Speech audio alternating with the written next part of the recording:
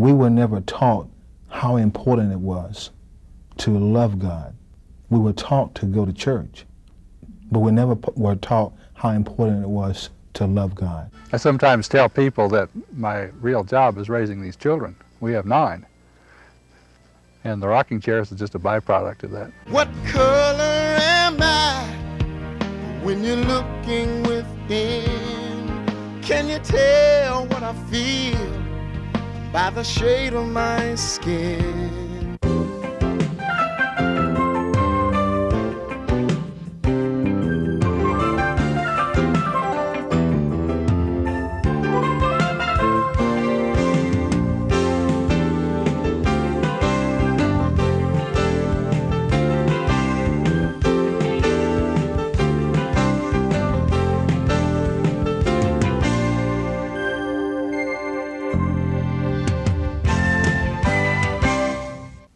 Hi, and welcome to ID-21. Yes, we have an informative program on tap for you today. We're going to be talking about the breakdown in the American home.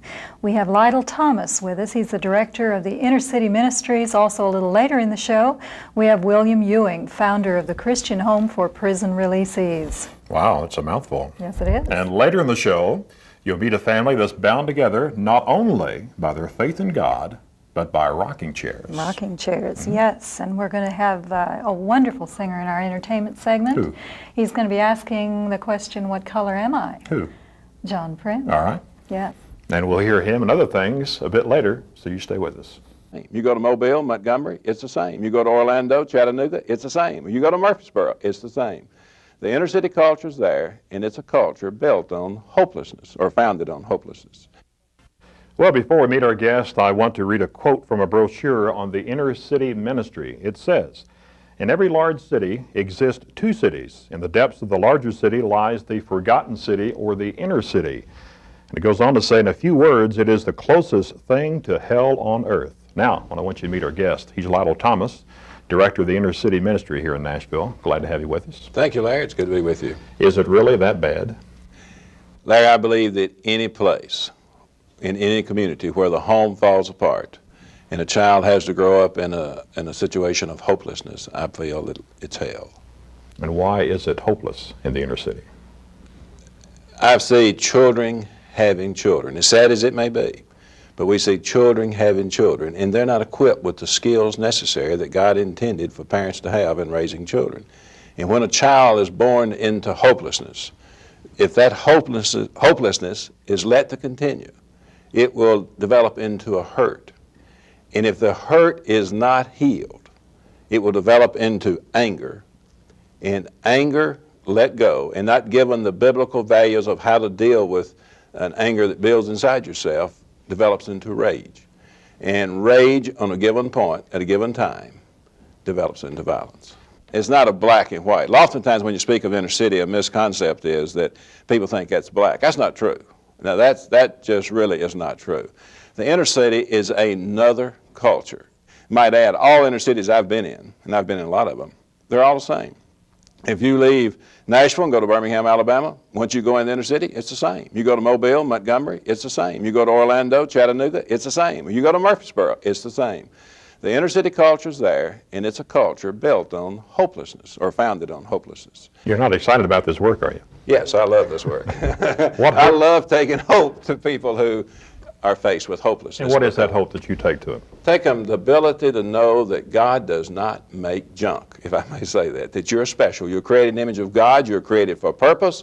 You are a good person, and don't believe these lies that you are worth nothing. Let us tell you about a God that loved the world so much that he gave his only begotten son. You're special. The other night I had a young man came to a class, and I was teaching a class, and he was walking around. And you've been in classes I've taught before, and I'm big on discipline. But he was going back and forth, and his child's about 16 years old.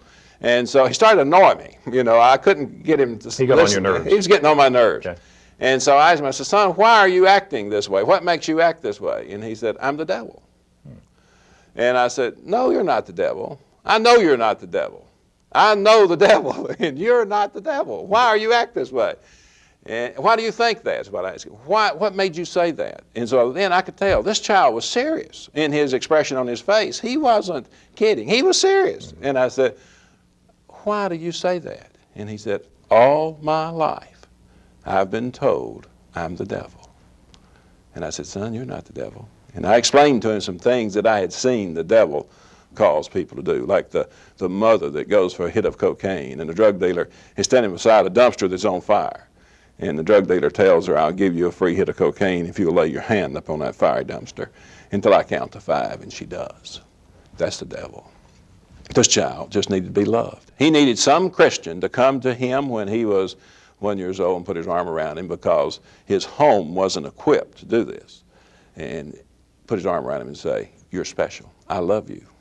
And you and I are going to get to be friends. And build hope and build trust. Because see, if we don't build trust in our children, if we don't get organized religion out of the church building and out in the community where the people are, the government can't solve this problem. I want to get away from the idea that everybody lives in the inner cities carrying a gun and wants to hurt somebody. There's thousands and thousands of people entrapped because of economic situations in our inner cities in public housing, and they're good people. And all they We want don't think is an that, though, do opportunity. we? We don't think that. We lump them all together as being bad people. I've heard people leave the impression that being poor is sin, and being successful and being rich is being a faithful Christian. There's nothing wrong with being poor, you know. Look at Job. He was rich and he was poor.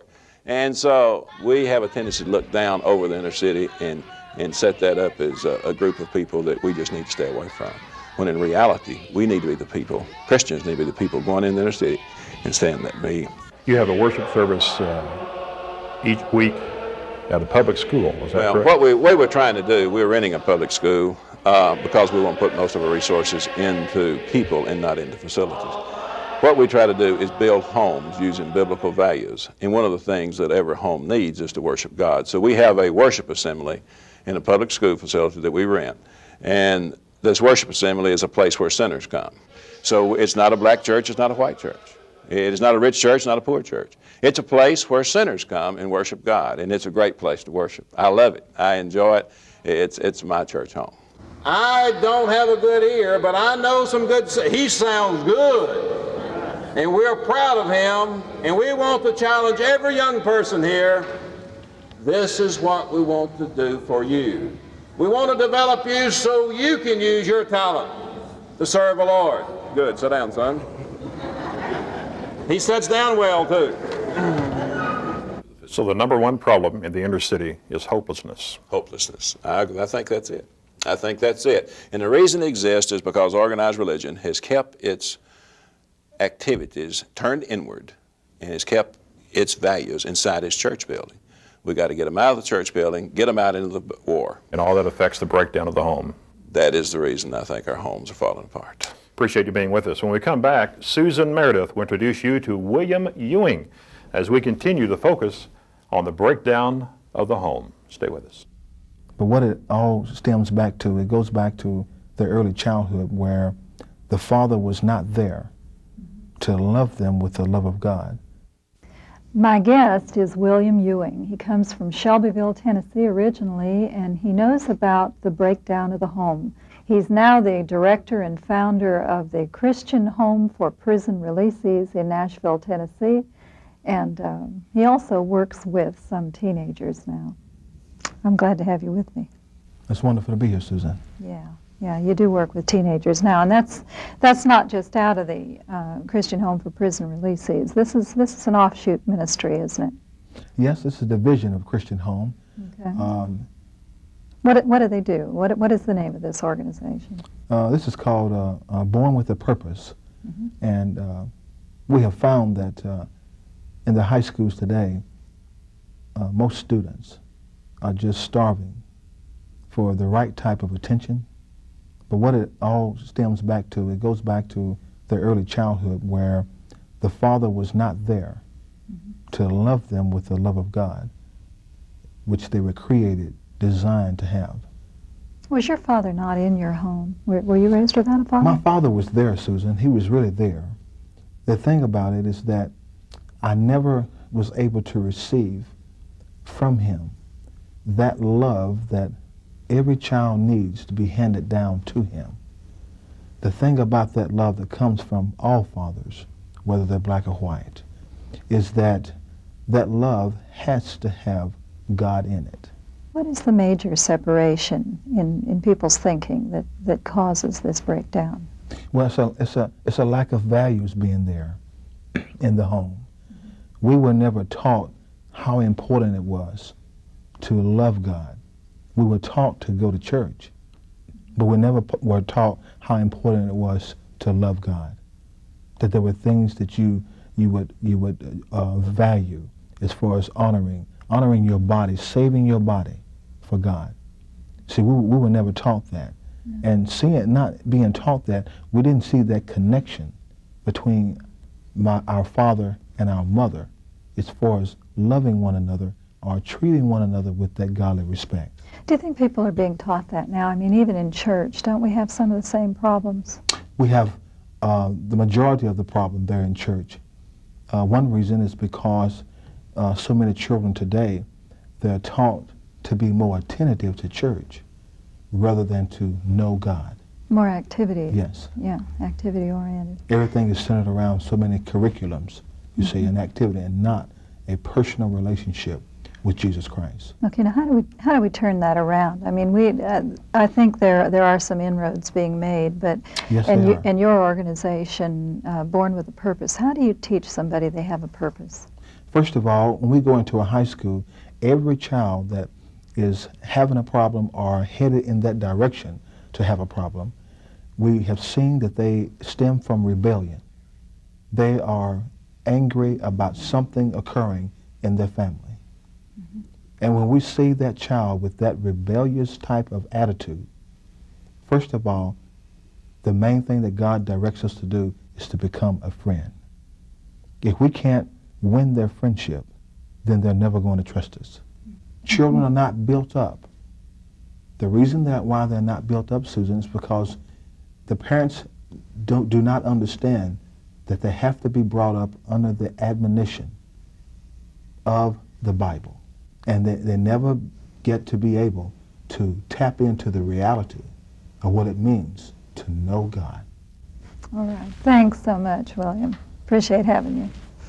All right. If you have children that you would like to see get into a program like this, call your local Fellowship of Christian Athletes, FCA, and we'll be right back. If we can have the animals and the garden and the things around us that will keep us fed and the clean air and the clean water, that's about as good as you're going to get in life. Everything else is gravy.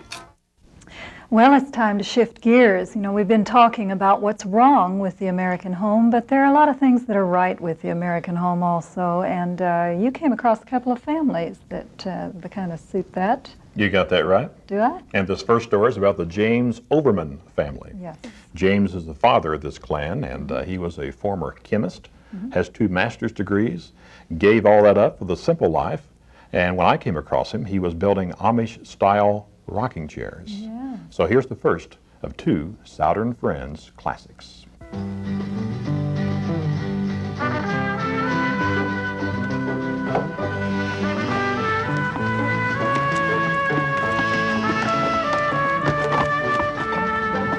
I sometimes tell people that my real job is raising these children. We have 9. And the rocking chairs is just a byproduct of that.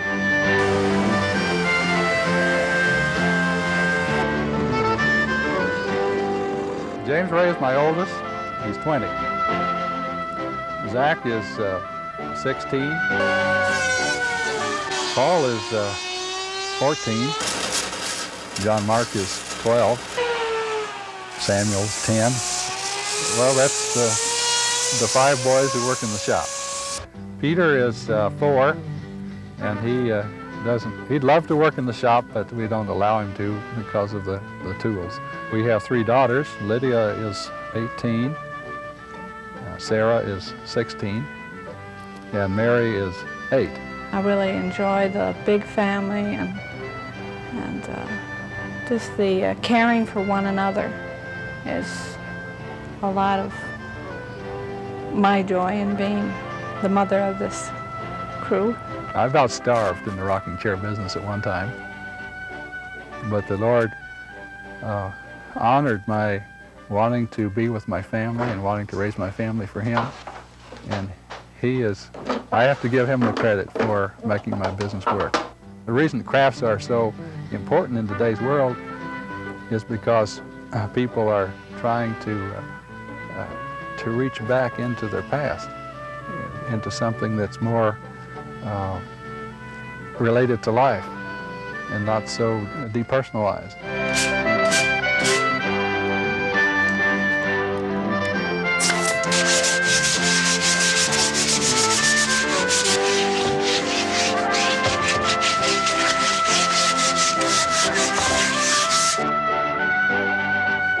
We're not so hurried out here.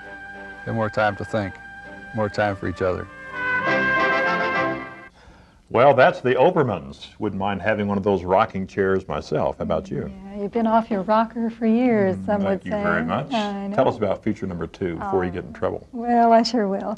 To many people, you know, the good life, it means a good paying job and a house in the suburbs. And a man named Richard Spicer lived in Detroit, and then he gave it all up for a very country lifestyle. And this feature is called Basket Maker.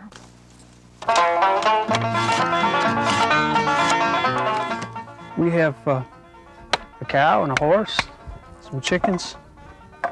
And to us, really, that's wealth because it's what's real. It's what counts in life. If we can have the animals and the garden and the things around us that will keep us fed and the clean air and the clean water, that's about as good as you're going to get in life. Everything else is gravy.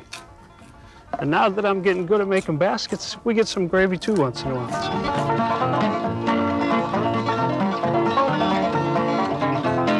Since we live in a very small house, there's no secrets. And we really share as a family, and that's important to us too. Any regrets? No, I was afraid at first. It's kind of hard leaving what you think is security behind and doing something you've never done before. You don't know what it's going to be like. But no, I don't have any regrets. I'd do it again now. I'm enjoying it. Now, you're Chris. Yeah. You're Patrick. Right. How do you like living in the woods like this? It's pretty fun. Yeah? Yeah, you got a lot of room to do things. Do you miss McDonald's and Burger King? Sometimes. Yeah? Sometimes. Not very much, though. I think that when you live in an urban society and you have a really busy life, Burger King and McDonald's are important to you because they give you a chance to slow down. I'm always slowed down. Now, you have an outdoor latrine out here. Mm-hmm. What's the worst part of using something like that? Getting frostbite on your posterior.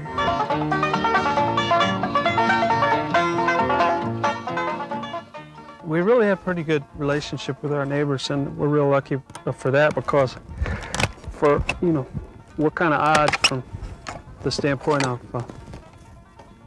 we're from another state, and I have long hair, and don't go to work. It's peaceful and it's quiet and we're all happy here. Brother, can you tell me what color am I? I want to introduce a friend. Okay. Yes, this is a man with Tribute Records, and he's a carpenter by trade. And he's a man that knows also about inner city things and about breakdown in the family, but he knows about success as a singer. His name is John Primm.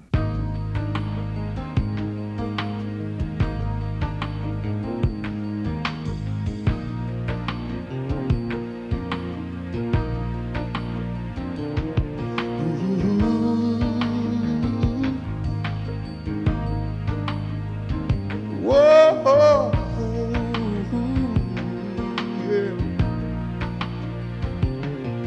I was born in Mississippi in a crowded one-room shack. I grew up picking cotton on the wrong side of the track. But I remember Mama saying, son, don't ever lose your pride. Brother, can you tell me what color am I?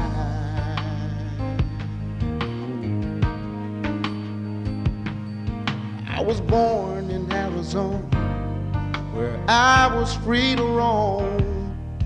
on a crowded reservation that they said was my home. But an eagle has no spirit if he's not allowed to fly. Brother, can you tell me what color am I?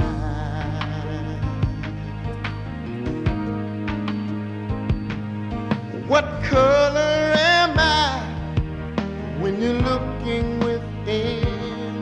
Can you tell what I feel by the shade of my skin? Just like you, I laugh and I cry. Brother, can you tell me what color am I?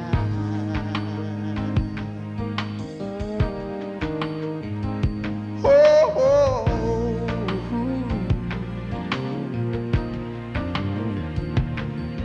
from a strange and distant land, somewhere far across the sea, I came to work the railroad in the land of the free. But they treated me with hatred for the shape of my eyes. Brother, can you tell me what color am I?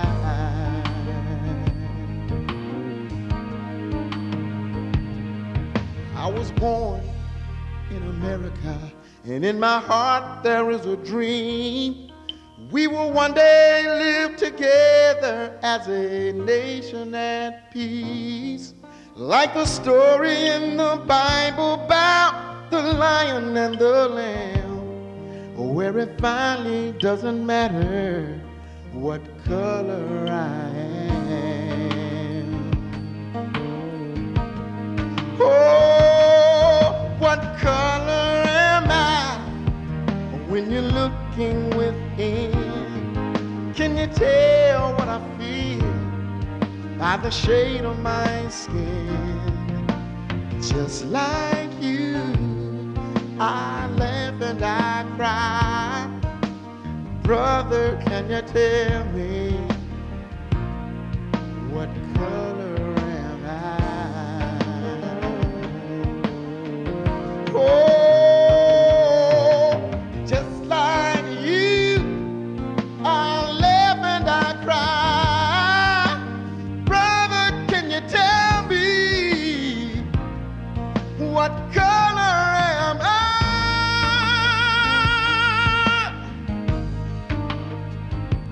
Does it really matter what color I am? Red, yellow, black, or white, we're all precious in His sight. Oh yeah. We've got to learn to love each other. And that's John Primm. Quite a message in that song, isn't there? Yeah, there sure is. That's our show this week. How about next week? Well, next week, it's for those people that are concerned about the occult, people that are concerned about Satan worship. Are you concerned about Satan worship? Sure. Okay, well, I think a lot of people are today, and the negative influences of Halloween, and that's coming up. And on the show next week, Jimmy Furr will be here. He's an occult expert, and we'll visit a place called the Judgment House. All right, and they don't want to miss that. No, they don't. They don't. So we'll see you next week.